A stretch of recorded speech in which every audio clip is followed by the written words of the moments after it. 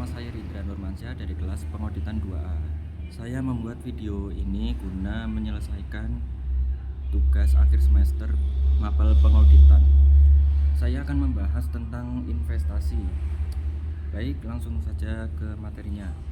Investasi adalah kegiatan menanamkan modal atau aset dengan harapan mendapatkan keuntungan di masa depan.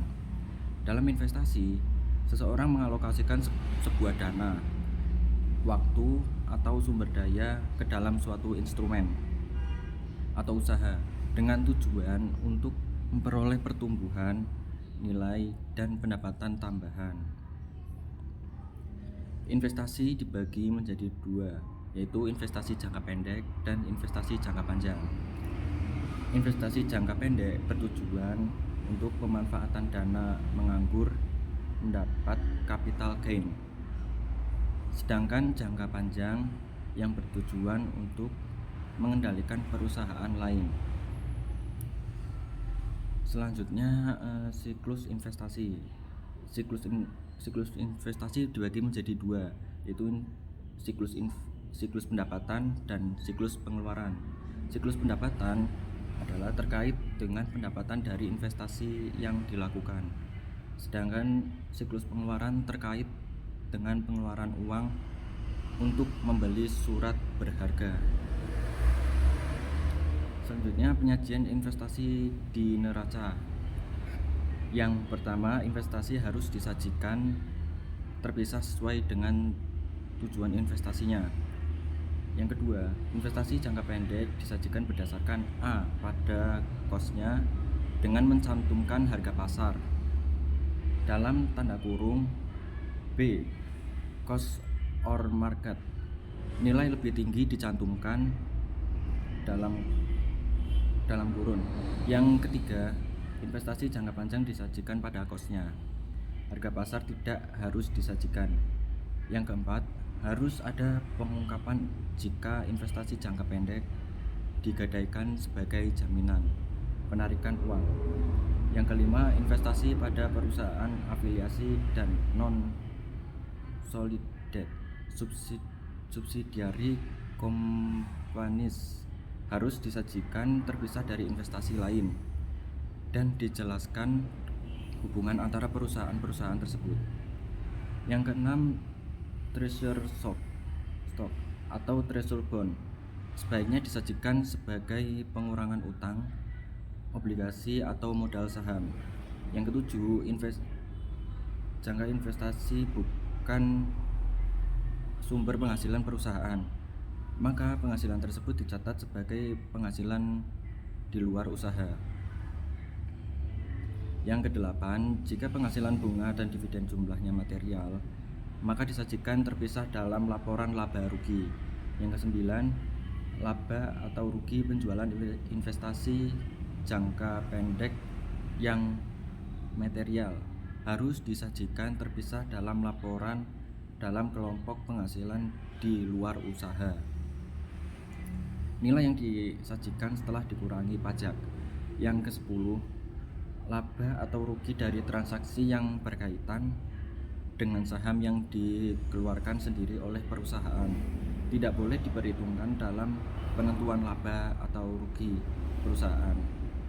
Ini diberlakukan sebagai tambahan atau pengurangan unsur modal. Yang selanjutnya ada tujuan pengujian substantif. Yang pertama, absensi, keberadaan, dan keterjadian.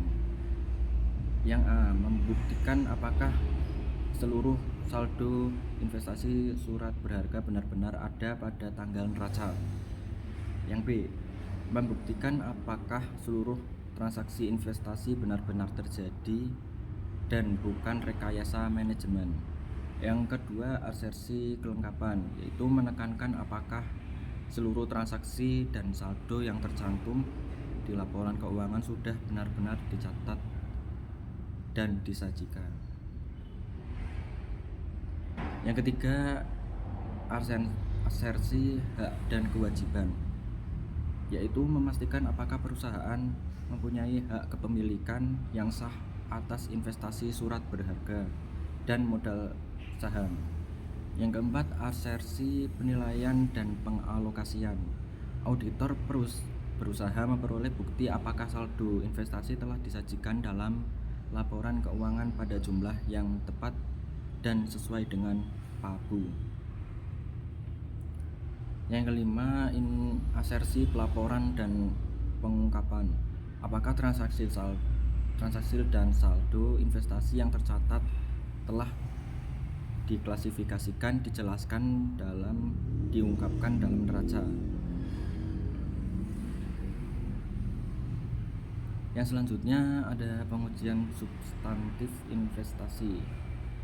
Prosedur awal, usut saldo investasi di neraca ke buku besarnya. Yang kedua, hitung kembali saldo investasi di buku besar. Yang ketiga, usut saldo awal investasi ke kertas kerja tahun lalu. Yang keempat, review mutasi luar biasa baik jumlah maupun sumber. Usut posting ke jurnal bersangkutan. Yang terakhir, lakukan rekonsiliasi buku pembantu investasi dengan akun kontrol investasi dalam buku besar.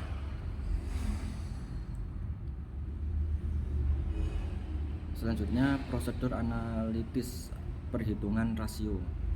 Yang pertama, rasio investasi sementara dengan aktiva lancar. Rumusnya, investasi sementara dibagi total aktiva lancar. Yang kedua, rasio investasi jangka panjang dengan aktiva lancar. Rumusnya, investasi jangka panjang dibagi total aktiva lancar. Yang ketiga, rate of return masing-masing digolongkan golongan investasi. Rumusnya, pendapatan bunga dibagi rata-rata investasi goal tertentu. Yang terakhir, return of investment atau ROI. Rumusnya, pendapatan dari investasi dikurangi biaya investasi dibagi biaya investasi. Yang selanjutnya, pengujian terhadap transaksi rinci. Yang pertama, periksa dokumen pendukung pemerolehan surat berharga. Auditor melakukan pemeriksaan bukti transaksi pembelian investasi jangka pendek. Memeriksa otoritas bukti kas keluar. Yang kedua, hitung kembali pendapatan bunga dan dividen. Auditor menganalisis akun pendapatan investasi dan mengusut ke bukti kas masuk dan bukti memorial. Menghitung kembali pendapatan.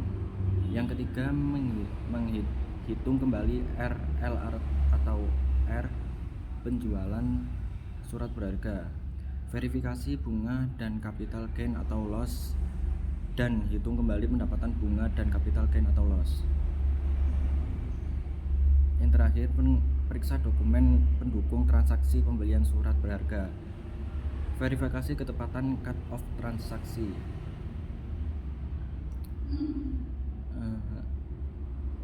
Materi yang terakhir, pengujian THD saldo akun rinci. Pelajari notulen rapat pemegang saham dan direksi. Auditor berkewajiban mempelajari notulen RPS. Kirimkan konfirmasi surat berharga klien yang berada di tangan pihak lain. Yang kedua, lakukan rekonsiliasi surat berharga yang dihitung dengan hasil konfirmasi. Mencocokkan hasil perhitungan di neraca dengan jawaban konfirmasi.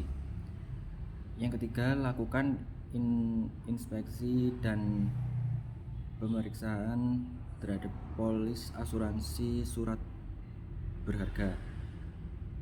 Yang keempat, bandingkan metode penilaian investasi klien dengan PABU. Yang terakhir, bandingkan nilai investasi dengan harga pasar surat berharga. Sekian dari saya, kurang lebihnya mohon maaf. Wassalamualaikum warahmatullahi wabarakatuh.